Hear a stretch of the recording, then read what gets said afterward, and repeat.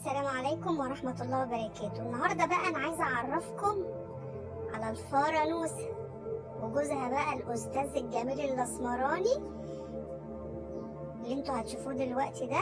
أيوة، إيش ونوسة دول حبايب قلب، عسلات عسلات. بصوا بقى هم عايشين في الطبق ده، يحبوا بقى يقعدوا في الكراكيب كده، في شوية ورق جزر ياكلوا، سوداني ياكلوا، أي حاجة ياكلوا. عسل عسل يا اخواتي. هاتي شوفوا ايش شقي جدا.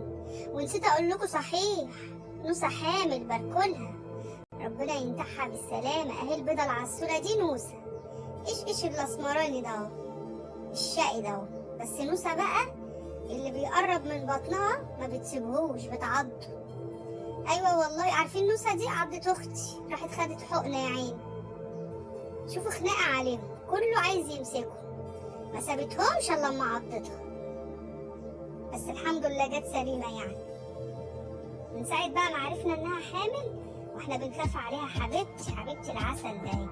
شوفوا بتعرف صاحبتها، بتشم الريحه بتعرف اللي ماسكها مين. عسوله حبيبتي. خلاص يا اختي على القمر، يا اختي عسل يا نوس، عسل يا حبيبتي، الله عليك. شوفوا ايش بقى بيموت في الكركبه. بصوا نوسة، بصوا العسل وعينها المقطقطة الجميلة دي. بصوا أحلى ثنائي نوسة وإيش بيحبوا بعض جدا. ما أقولكوش بقى عاملين إزاي مع بعض.